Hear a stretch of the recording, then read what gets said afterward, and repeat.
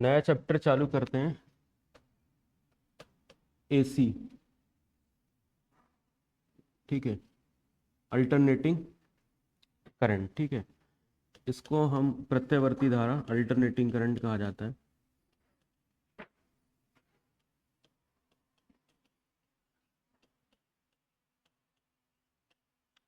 और हिंदी में कहा जाता है इसको प्रत्यावर्ती धारा।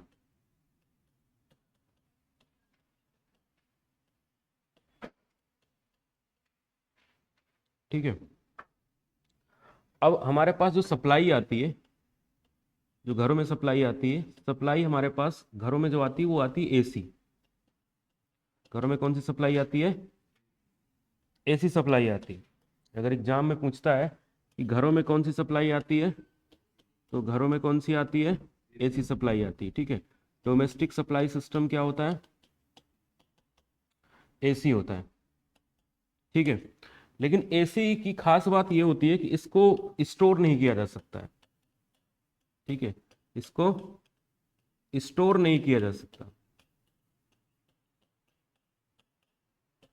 अगर हम बात करें कि एसी को स्टोर किया जा सकता है, तो एसी को स्टोर नहीं किया जा सकता। स्टोर करने के लिए हमें किसकी जरूरत पड़ेगी? तो स्टोर करने के लिए हमें डीसी की जरूरत पड़ेगी। डीसी एक ऐसी सप्लाई है जिसको हम स्टोर कर सकते हैं। कहाँ स्टोर कर सकते हैं? बैटरी में। ठीक है।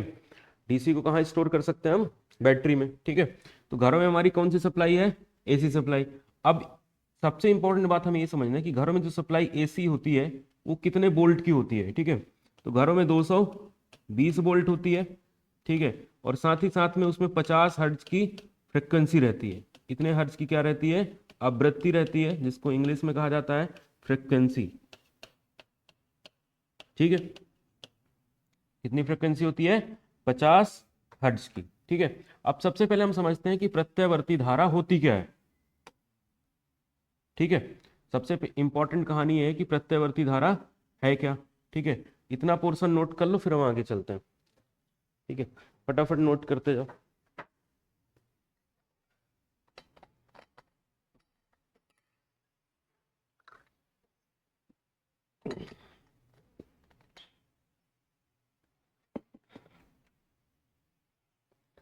एक ऐसी धारा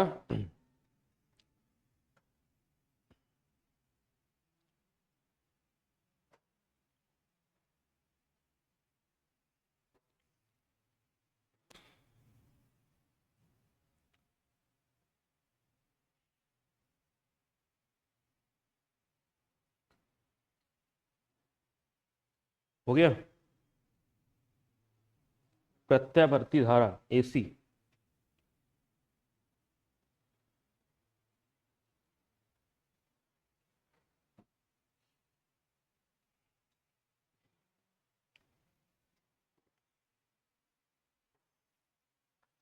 घरों में जो सप्लाई आएगी उसका नाम क्या होगा? एसी। और एसी को सबसे खास बात है कि इसको स्टोर नहीं किया जा सकता है। इसको स्टोर करने वाली डिवाइस बनी नहीं है अभी। ठीक है। इसको स्टोर करने के लिए हमारे पास कोई भी रास्ता नहीं है। हो गया ये? इसको स्टोर नहीं किया जा सकता। ठीक है। अब सबसे पहले हम समझते हैं कि जो एसी करंट होता है, ठीक है, ये जो एसी होता है इसका मतलब क्या होता है। ठीक है। एक ऐसी धारा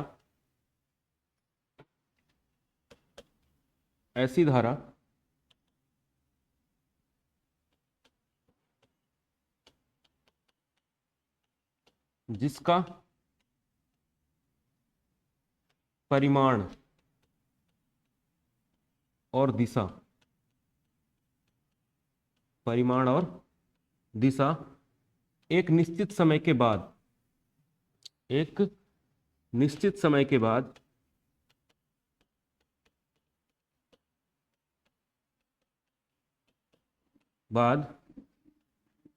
बदल जाता है, उसे प्रत्यावर्ती धारा कहते हैं। अब कुछ इंग्लिश वाले भी होंगे, है ना? इसमें लिखो the magnitude and current and direction.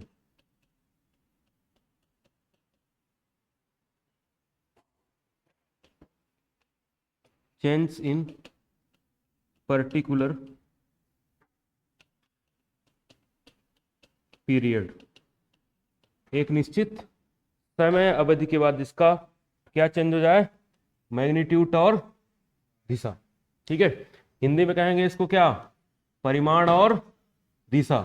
एक निश्चित समय के बाद जिसका बदल जाता है उसको क्या कहते हैं हम, प्रत्यावर्ती धारा कहते हैं, एसी कहते हैं। ठीक है, तो अगर कोई पूछता है कि एसी क्या है, तो एक एक एसी एक ऐसा करंट है जिसका परिणाम और दिशा एक निश्चित समय के बाद क्या होगा, बदल जाएगा। ठीक है, एक समय आएगा, एक समय के बाद इसका परिणाम और दिशा बदल जाएगा। ठीक है, उसकी एक निश्चित अवधि होगी, ऐसा नहीं कि कभी भी अपना परिणाम और दिशा बदलेगा, उसकी एक निश्चित अवधि होगी। ठीक है, तो एग्जाम में ये ज्यादातर पूछा जाता है कि एसी क्या होता है और डीसी क्या होता है। तो एसी क्या होता है, जिसका परिणाम और दिशा क्या होता है, एक निश्चित समय के बाद बदल जाता है, उसको कहते हैं हम एसी। और जिसका परिणाम और दिशा कुछ नहीं बदलता, नियत रहता है, उसको क्या कहा जाता है, डीसी। तो ये होता है हमारा डीसी, जिसमें परिणाम और दिशा फिक्स होता है। ठीक है, चेंज नहीं होता, उसको क्या कहते हैं, डीसी। इसमें परिणाम और दिशा चेंज, परिमाण प्लस दिशा दोनों चेंज नहीं होते हैं, दोनों स्थिर रहते हैं। ठीक है, दोनों स्थिर रहते हैं, उसको क्या कहा जाता है, डीसी। एक कांस्टेंट मैग्नीट्यूड है, समय के साथ इसका नहीं बदल रहा, उसको क्या कहेंगे हम, डीसी। अब एसी क्या होगा, एसी में इसका परिणाम पहले ऐसे धीरे धीरे बढ़ेगा, फिर धीरे धीरे बदलेगा, फिर एक समय के बाद इसकी दिशा चेंज हो जाएगी, यहां धनात्मक दिशा, यहां ऋणात्मक, फिर आएगा ऐसे। तो ये समय के साथ ऐसा चलता रहेगा। तो जो जो धारा इस तरीके से जाती है आगे, उसको क्या कहा जाता है, एसी कहा जाता है। ठीक है, तो ये यहां से स्टार्ट हुई जीरो से, यहां तक में आधा समय पूरा किया, और यहां तक में इसका पूरा समय हो गया। ठीक है, ये यहां से स्टार्ट हुई, यहां तक गई, फिर यहां तक ट्रेवल किया, तो इसको यहां से लेके यहां तक जो समय लगा, ठीक है, ये होता है टाइम पीरियड। ठीक है, इसको कहते हैं हम टी, और इसको हिंदी में कहा जाता है आवर्तकाल। ठीक है, और इंग्लिश में कहा जाता है टाइम पीरियड। क्या कहा जाता है इसको, टाइम पीरियड। टाइम पीरियड, इसका एक टाइम पीरियड होगा कि उसके बाद फिर से अपने आप को देखो, यहां से यहां तक सेम है, फिर यहां से यहां तक सेम है, तो अपने आप को यहां से फिर से इसने क्या कर लिया, रिपीट कर लिया। यहां पर जैसा था वैसे ही आने में समय लगा, तो ये क्या कहलाता है, एक साइकिल। तो आवर्तकाल क्या होता है, प्रत्यावर्ती धारा को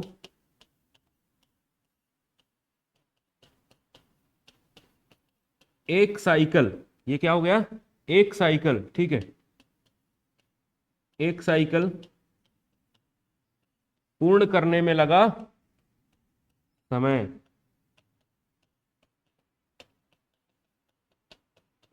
पूर्ण करने में लगा समय क्या कहलाता है, प्रत्यावर्ती धारा। ठीक है, का क्या कहलाता है, आवर्तकाल। कितना समय लग रहा है, एक साइकिल पूर्ण करने में जो समय लग रहा है। ठीक है, यहां से यहां तक जाने में जो समय लग रहा है, उसको क्या कहेंगे हम, प्रत्यावर्ती धारा का आवर्तकाल। इसमें क्या होता है, एक आवर्तकाल होता है, इसका एक पीरियड होता है, जिसके बाद वो अपने आप को पुनः रिपीट करते रहता है, तो उसको क्या कहते हैं, आवर्तकाल। ठीक है, एक साइकिल को कंप्लीट करने में लगा समय। ठीक है, अब इसको किससे दर्शाते हैं, टी से। ठीक है, इसको किससे दर्शाते हैं, टी से, इसको टी से दर्शाते हैं। इसकी इकाई होती है सेकंड, इकाई क्या होती है, इसकी इकाई क्या होती है, सेकंड, क्योंकि ये समय है। ठीक है, कंप्लीट करने में लगा समय है, तो इसलिए इसकी इकाई क्या हो जाएगी, सेकंड हो जाएगी। ठीक है, नोट करो इसको।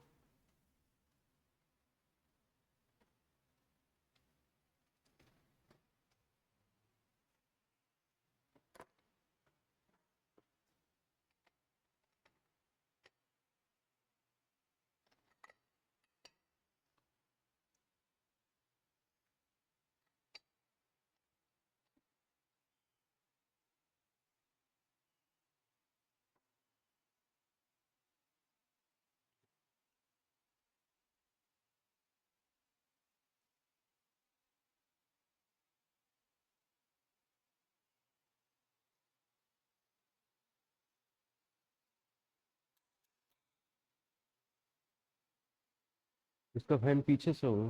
फैन नहीं है चालू। अच्छा ये वाला भी।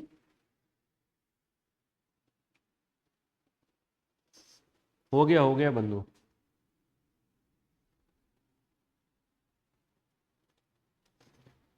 इसे पानी ला देना था।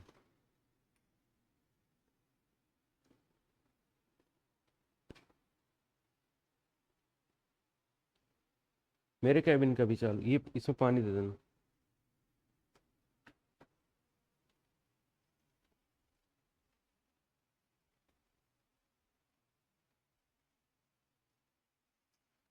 हो गया। नीचे करें।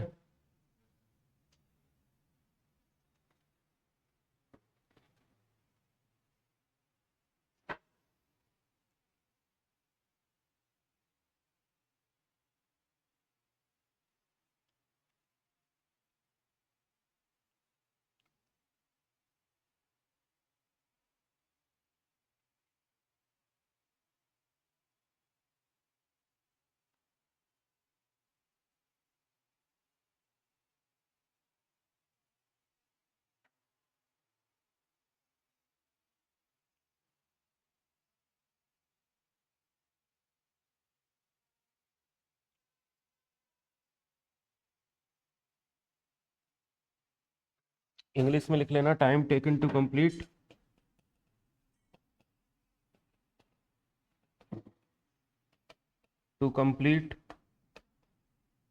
One cycle.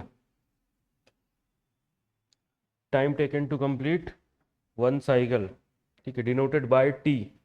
Unit second, unit क्या होती है इसकी? सेकंड। ठीक है, याद रहेगा। उसके बाद बात करते हैं फ्रीक्वेंसी की।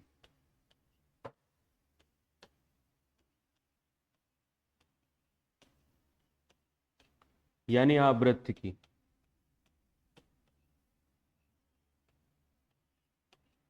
फ्रीक्वेंसी क्या होती है, आवृत्ति क्या होती है, ठीक है।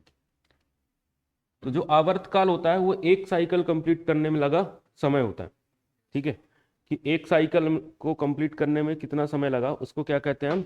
आवर्त काल कहते हैं। अब आवृत्ति क्या होती है, इसका मतलब ये होता है कि जैसे हमारे पास टाइम अगर 1 सेकंड हो, ठीक है, तो 1 सेकंड में पूर्ण किए गए चक्रों की संख्या, ठीक है, पूर्ण किए गए चक्रों की संख्या। चक्र मतलब साइकिल, साइकिल की संख्या।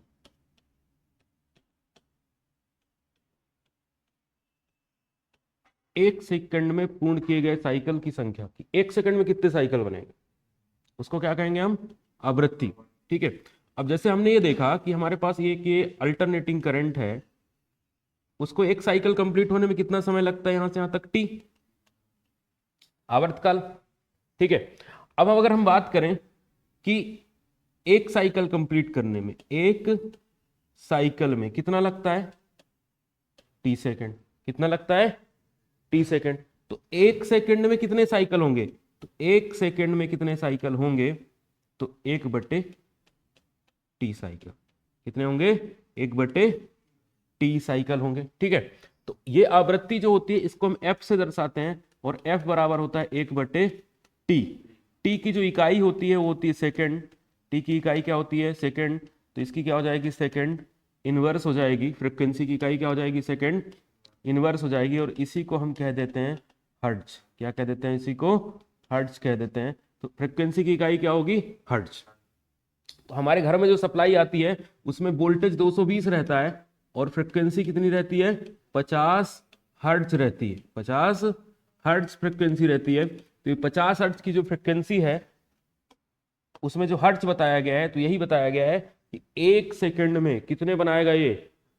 50 साइकिल बनाएगा। 50 पॉजिटिव के और 50 निगेटिव को। ठीक है। तो 50 ये वाले बनेंगे और 50 ये वाले बनेंगे। ठीक है, क्लियर? फ्रिक्वेंसी समझ में आ गया? हम्म, हाँ, 1 सेकेंड में 50 साइकिल बनाएगा वो। ठीक है, हर्ट्ज तो उसकी इकाई होगी कि 50 हर्ट्ज। तो 50 हर्ट्ज का मतलब क्या है कि 1 सेकेंड में 50 साइकिल उसके कंप्लीट हो जाएंगे। ठीक है। हम्म, 50 का मतलब 50 ही होता है ना। 50 का मतलब क्या होगा? हम्म, हमारे घर में जो आनी चाहिए उसका क्या है? 50 है, तो 50 आएगी ना, 60 थोड़ी आएगी। अमेरिका में थोड़ी बस रहे हैं हम। अमेरिका जब जाओगे तो वहां कितने मिलेगी? 60 मिलेगी। ठीक है, तो वहां अलग सिस्टम है। ठीक है, वहां वो लोग 60 यूज करते हैं, हम 50 यूज करते हैं। अब देखो यहां पर एक बात समझो कि ये हमारा साइकिल है, ऐसे बन रहा है। यहाँ करंट कितना हो गया? 0। यहाँ पर 0। धीरे धीरे बढ़ रहा है, फिर घट रहा है, फिर बढ़ रहा है, फिर दूसरी दिशा में बढ़ रहा है, फिर घट रहा है। लगातार क्या बना रहा है? साइकिल्स बना रहा है। कंटिन्यूअस क्या कर रहा है? ये साइकिल बना रहा है। पहले ऐसे बढ़ा, फिर दूसरी दिशा में बढ़ा, फिर ऐसे बढ़ा। तो हमारे घर में जो बल्ब लगे रहते हैं वो यहाँ पर तो बुझ जाने चाहिए।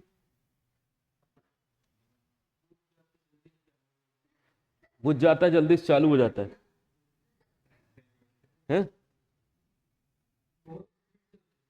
बहुत स्पीड से होता है। ठीक है, मतलब कितना स्पीड से?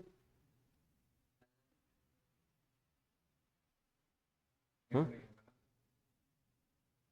इसके हिसाब से तो यही होना चाहिए ना। हमारी आंखें देख पा रही हैं उसको, बल्ब बुझते हुए दिख रहा है। बुझेगा तो दिखेगा ना। लाइट जाती है दिखती है, आती है जाती है तो दिखती है। हम्म, ऐसे ही है। 0 पर भी जल रहा है। हम्म, लगातार। तो ये करंट ही तो है। इस समय के साथ ये करंट ही तो है। करंट हो, वोल्टेज हो, सब एक ही होता है यहाँ पे। ठीक है, एक ही जैसा बनेगा सबका, वोल्टेज का बना हुआ है, करंट का। तो ये करंट ही है हमारा। बुझ बुझना चाहिए ना। क्यों नहीं बुझ रहा? करंट 0 हो गया तो लैंप क्या हो जाना चाहिए? बुझ जाना चाहिए। हम्म, क्यों नहीं दिखता? देखो क्या है, वो सही बोल रहा था। स्पीड बहुत ज्यादा होती है तो इंसान की आंखें उसको देख नहीं पाती। ठीक है, इंसान की आंखें इतने स्पीड के बंद चालू होने को नहीं देख पाएगी, इसलिए उसको कांस्टेंट दिखता है, क्योंकि यहां बंद हो रहा है आके यहां पर। ठीक है, स्पीड इसकी ज्यादा है, इस वजह से इंसान जो है इसको सेंस नहीं कर पा रहा है। लेकिन अगर हमें देखना है तो कैसे देखेंगे कि बंद हो रही कि चालू हो रही?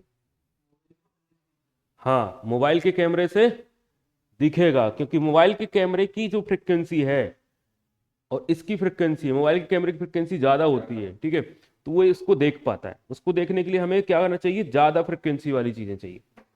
ठीक है, सेम फ्रिक्वेंसी वाली चीजें नहीं। अब जो 60 हर्ट्ज है ना, उस पे भी नहीं दिखेगा। अगर हम फ्रिक्वेंसी कम करते जाएं, 25 कर दें, 10 कर दें, तो 10 में हमें फिर दिखने लगेगा बंद चालू। ठीक है, अगर 10 हर्ट्ज की फ्रिक्वेंसी कर देंगे तो 10 हर्ट्ज की फ्रिक्वेंसी में हमें दिखने लगेगा। 50 पे नहीं दिखता है। ठीक है, एक साइंटिस्ट थे जिसका नाम है टेस्ला। ठीक है, टेस्ला जो है उन्होंने ये बनाया था एसी का। ठीक है, एसी का कॉन्सेप्ट कौन लेके आए थे? टेस्ला लेके आए थे। पहले डीसी में काम चलता था, अमेरिका में सबसे पहले डीसी में काम होता था। ठीक है, एडिसन नाम के एक साइंटिस्ट थे। एडिसन किस पे काम करते थे? डीसी में काम करते थे। ठीक है, ये डीसी में इलेक्ट्रिसिटी बनाते थे और बेचते थे। उसके बाद आए टेस्ला, उन्होंने एसी बनाया। ठीक है, और जब उन्होंने एसी बनाया तो इनने बहुत ज्यादा विद्रोह किया। किसने? एडिसन ने। बोले कहा एसी बहुत खतरनाक है।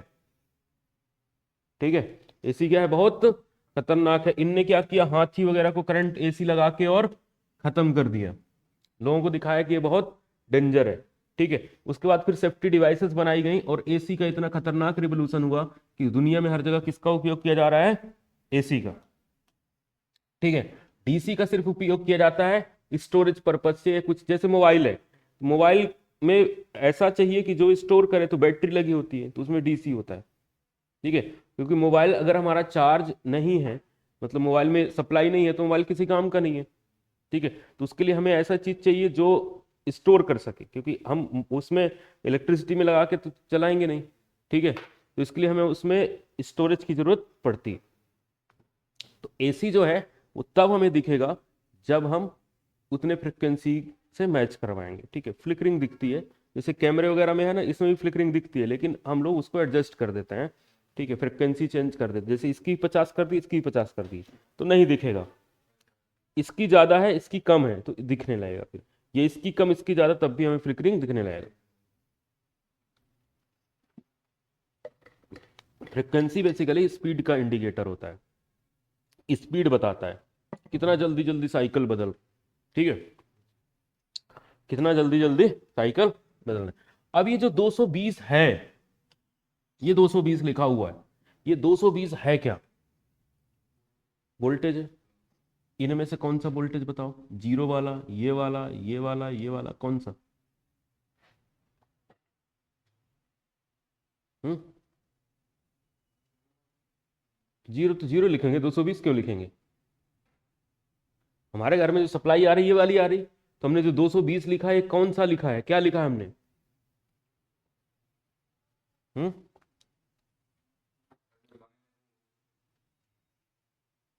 कौन लाइन? कौन सी लाइन? ये वाली लाइन? ये लाइन? ये तो जीरो वाली लाइन है ना। गणित नहीं पढ़ी क्या? गणित में ये वाली लाइन कौन सी होती है? जीरो। इधर कौन बढ़ रहा है? समय। इस वाली लाइन में इधर समय बढ़ रहा है, और धारा का परिणाम तो इधर ऊपर है ना, यहाँ पर अधिकतम है। यहाँ पर 220 कौन सा है? हम्म, ये लिखो पहले, आवृत्ति लिखो।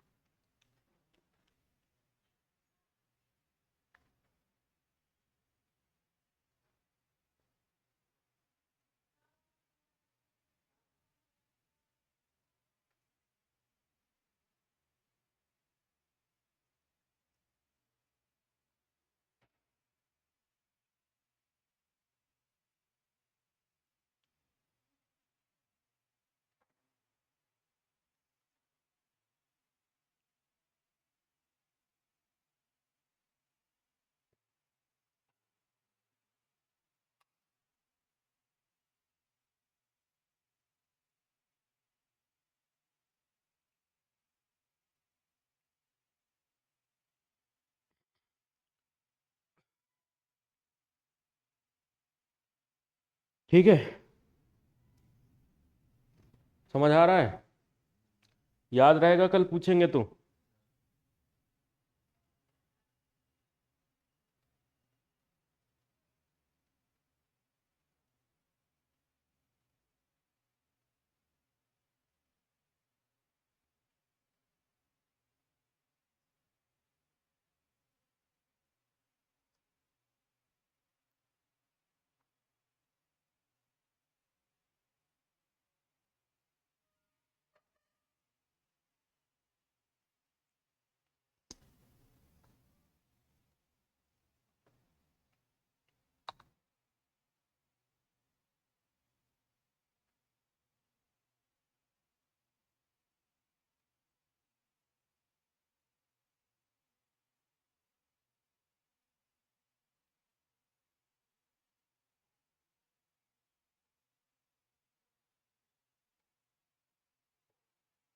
हो गया?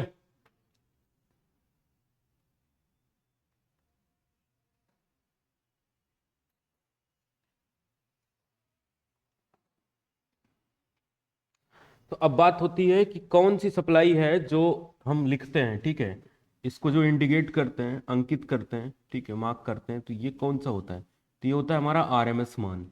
कौन सा मान होता है? आरएमएस मान। ठीक है, आरएमएस का मतलब होता है रूट मीन स्क्वायर वैल्यू। ठीक है, कौन सा मान होता है जो घरों पे लिखा जाता है, जो अंकित किया जाता है, उसका कौन सा मान होता है? आरएमएस मान। हिंदी में लिख लेना, वर्ग माध्य मूल मान। क्या होता है इसका? वर्ग माध्य मूल मान। इंग्लिश में लिख लेना root mean square value, root mean square value. घरों में जो वैल्यू आती कौन सी आती है? रूट मीन स्क्वायर वैल्यू आती है। 220 कौन सी वैल्यू होती है? Root mean square, root mean square. ठीक है, घरों में जो सप्लाई आती है कौन सी होती है? रूट मीन स्क्वायर वैल्यू आती है। ठीक है, यहां तक सबको समझ में आ रहा है? किसी कोई कंफ्यूजन? अब ये नहीं बताना कौन सा आ रहा है, जीरो का आ रहा है कि कौन सा आ रहा है। ठीक है, कौन सी सप्लाई आती है घरों में? एसी। कितने कितने वोल्ट का होता है? 250 कहाँ, 15 कहाँ से है? 50 हर्ट्ज की आवृत्ति है, वो वोल्टेज पूछा जा रहा है? कितना वोल्ट होता है? 220 होता है। और ये सिंगल फेस का वोल्टेज है। कितने फेस का है? सिंगल फेस का। ठीक है, जो 440 वोल्ट वाला होता है ना, 440 वोल्ट का गाना बना है ना, वो 440 वोल्ट थ्री फेस का होता है। किसका? थ्री फेस का। ठीक है, 440 वोल्ट किसका होता है? थ्री फेस का होता है। तो 220 वोल्ट जो है, 220 वोल्ट लगेगा तो कम, और 440 लगेगा तो ज्यादा होगा। ठीक है, 440 में बचने की संभावना कम रहती। ठीक है, 230 में फिर भी एक बार बच सकते हैं। ठीक है, 230 में एक बार बच सकते हो, लेकिन 440 में संभावना ना के बराबर है, कम नहीं। किसके बराबर है? ना के बराबर। 200। हाँ, देखो अभी कनेक्शन वगैरह करवाएंगे तो फिर ये जो करंट 220 वाला है ना, ये छू के देखना तुम लोग। ठीक है, कि आ रहा है 220 की नहीं आ रहा। ये हमारा हो गया बल्ब। ठीक है, ये हो गया हमारा लैम्प। इस लैम्प को हम यहां से सप्लाई देंगे 230 वोल्ट, 220 230। ठीक है, 220 वोल्ट। कितना देंगे? 220 वोल्ट। ठीक है, तो ये वोल्टेज है, वोल्टेज नहीं, धारा अलग होती है, वोल्टेज अलग होता है। ठीक है, अब यहां से जो धारा जाएगी वो लैंप के हिसाब से जाएगी। लैंप कितने वॉट का है? मान लो लैंप हमारा कितना है? 40 वॉट का। कितने वॉट का है? 40 वॉट का है। ठीक है, तो जब 40 वॉट का हमारा लैंप है तो 40 वॉट के हिसाब से उसमें धारा जाएगी। लैंप अगर बड़ा होगा तो वो ज्यादा धारा लेगा। ठीक है, लैंप अगर बड़ा होगा तो वो ज्यादा धारा लेगा। ठीक है, तो ये जो करंट फ्लो होती है ना, ये वाली, ये अगर हम 230 वोल्ट 220 वोल्ट की अगर बात करें तो 220 वोल्ट में दो तरीके के कनेक्शन होते हैं। ठीक है, दो तरीके कनेक्शन बनाए जाते हैं। एक बनाया जाता है, इसमें जो कनेक्शंस होते हैं आगे चल के हम पढ़ेंगे। कनेक्शन जो होते हैं ये दो तरीके के होते हैं। एक कनेक्शन होता है लाइट लोड के लिए। इसके लिए होता है लाइट लोड के लिए। एक होता है पावर के लिए। ठीक है, पावर और लाइट का मतलब क्या होता है? लाइट लोड का मतलब होता है हल्का लोड। इसका मतलब क्या होता है? हल्का लोड। हल्के लोड में कौन आता है? जैसे पंखा हो गया, ट्यूबलाइट हो गई। ठीक है, और मोबाइल का चार्जर हो गया, ये सब हल्के लोड होते हैं। उसी तरीके से अगर हम पानी गर्म करने वाली रॉड ले लें, इमर्सन रॉड, फ्रिज ले लें, गीजर ले लें, वो सब किस में आ जाएंगे? पावर वाले पे आ जाएंगे। ठीक है, तो जो पावर वाला तार होता है वो अलग होगा। ठीक है, सेम तार में नहीं कि एक उसी में आ रहा है उसी में बल्ब भी जला लो, ऐसा नहीं होता। पावर वाले तार अलग होते हैं और लाइट वाले तार अलग होंगे। ये वाले तार अलग होंगे, लाइट वाले और पावर वाले तार अलग होंगे। ठीक है, जो लाइट वाला तार होगा इसमें करंट कितना जाता है? अधिकतम 5 एम्पियर तक। ठीक है, और मार्केट में जो 5 एम्पियर के स्विच अवेलेबल होंगे, और इसमें जाता है 15 एम्पियर तक। कितने इसमें कितना जाता है? 15 एम्पियर तक।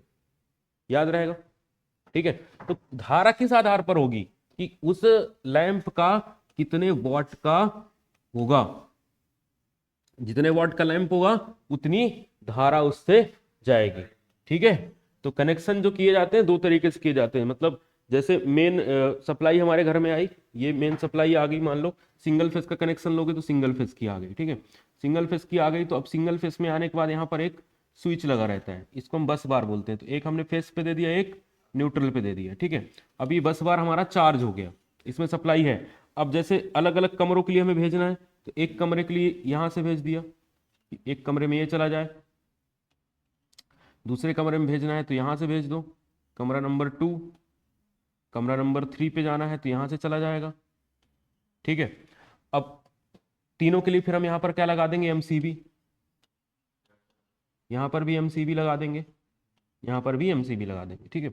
ये एमसीबी लग गई, तो ये हमारा हो गया मेन सर्किट। ये कौन सा हो गया, मेन, ठीक है। और इसको क्या कहते हैं हम, सब सर्किट। क्या कहते हैं हम इसको, सब सर्किट, उप परिपथ, ठीक है। ये में मुख्य परिपथ हो गया, ये मुख्य परिपथ हो गया, और ये हो गया उप परिपथ, ठीक है। अब उप परिपथ में जैसे मान लो कि किसी के कमरे की लाइट हमें बंद करनी है, तो हम यहां से करेंगे, सबके कमरे की बंद,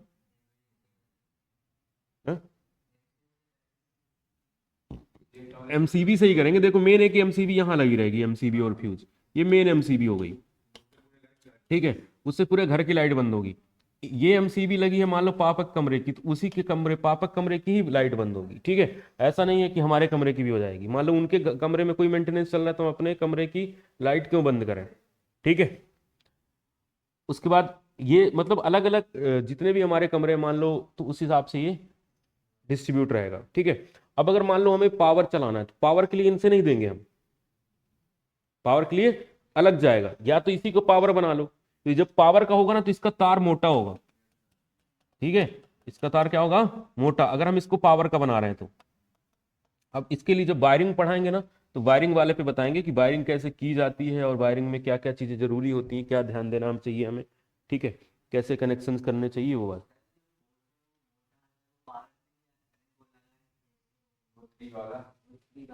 वो पावर के लिए नहीं होता, पावर का अलग होता है, वो बताएंगे जब, ठीक है, प्रैक्टिकली दिखाएं। हाँ वो अलग चीज है, ठीक है, जब प्रैक्टिकल कराएंगे तो बताएंगे कि पावर का कनेक्शन कैसे किया जाता है, और लाइट एंड फैन का कनेक्शन कैसे किया जाता है, कुछ भी नहीं जोड़ना है, ठीक है। तो ये बात हो गई किसकी, हमारी सप्लाई की, ठीक है। तो करंट का किस आधार पे आएगा, वोल्टेज फिक्स होता है, ठीक है। घरों में सारे कनेक्शन किए जाते हैं समांतर में, तो समांतर में वोल्टेज का मान फिक्स रहता है, सबको बराबर वोल्टेज मिलता है, ठीक है। लेकिन करंट की वैल्यू किस आधार पर होती है, लैंप कितने वाट का है, वोल्ट नहीं, वोल्टेज फिक्स है, वोल्टेज फिक्स है कि सिंगल फेस में इतना आएगा 220, और थ्री फेस में 440, वो फिक्स है। बात किसकी हो रही,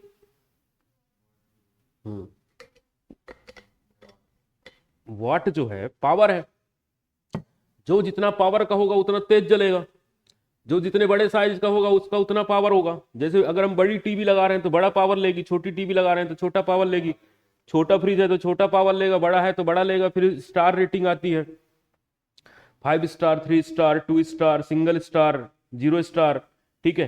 तो ये जो रेटिंग्स आती है फ्रिज की, उस आधार पर उसका बिजली का खपत होता है, ठीक है। अगर हम अच्छे इक्विपमेंट लगाएंगे तो बिजली कम खाएंगे, और घटिया इक्विपमेंट लगाएंगे तो बिजली ज्यादा खपत होगी, ठीक है। तो उस आधार पर भी इनको बनाया जाता है। तो ये जो 220 230 आता है, ये कौन सा मान होता है, अरे 220 वोल्ट क्या होता है, ये कौन सा मान होता है, एसी का, अरे एसी का कौन सा मान होता है, अरे अभी तो बताया कौन सा मान होता है, ये आरएमएस मान होता है, ठीक है। जो अंकित किया जाता है वो कौन सा होता है, आरएमएस। जहां पर भी कोई वैल्यू लिखी होती है वो कौन सी लिखी जाती है, आरएमएस। अब एसी में कई सारी वैल्यू होती है, अब देखो ये 0 हो गई, ठीक है, ये इसका अधिकतम हो गया, ये अधिकतम मान हो गया, अधिकतम, ठीक है। मैक्सिमम वैल्यू हो गई इसकी, ठीक है। इसको पीक वैल्यू भी कहा जाता है, कि अधिकतम कितना मान हो सकता है, तो इसके बराबर, ठीक है। तो ये जो है समय के साथ क्या हो रहा है, बदल रहा है, ये लिख लिया था, इसकी जरूरत है लिखने की, लग रहा हो तो बना लो, समझ में आ गया, दोबारा जरूरत नहीं पड़ेगी यार। तो करंट ज्यादा लेगा। अगर- नहीं, वोल्ट कैसे बढ़ा सकते हैं, फिक्स आता है ना। 220 से ज्यादा वाट की मैं कुछ चीज ले आ रहा हूँ। क्यों ले आओगे, मिलती नहीं है, कहाँ से ले आओ। बैटरी चार्जिंग के लिए भी 220 का ही चार्जर जो आएगा ना, वो 220 वाला ही आता है। डायरेक्ट एसी से चार्ज नहीं करना है बैटरी। हम्म, बैटरी चार्जर आता है। क्या बोल रहे हो। हाँ, भारत में 220 ही है, उसके लिए ज्यादा चाहिए तो बाहर जाना पड़ेगा। स्टेबलाइजर, वो वोल्ट स्टेबलाइजर जो है वोल्टेज को कांस्टेंट करता है, उसमें वोल्टेज को हम कम ज़्यादा कर सकते हैं, उसमें सुविधा होती है। लेकिन जो आती है उसकी बात हो रही, ठीक है। एमपी भी 220 ही देता है, 220 में ही सारे बल्ब जलते हैं, ठीक है। सारे घरों में कनेक्शन समांतर में किए जाते हैं, तो उसमें बदलने का प्रावधान नहीं होता। स्टेबलाइजर का तो कॉन्सेप्ट खत्म हो गया, अब कहाँ स्टेबलाइजर यूज हो रहे। वो तो एक जमाना था जब लाइट आती जाती रहती थी, लाइट में फ्लक्चुएशन होते थे, तब यूज करते थे। हाँ, अब तो डिवाइसेस बहुत ज्यादा इफिशिएंट आ गई। पहले अच्छी डिवाइसेस नहीं थी, पहले टीवी आती थी वैक्यूम ट्यूब वाली, वो बड़ी सी टीवी, तो उसका हर कभी कुछ उड़ ही जाता था, ठीक है।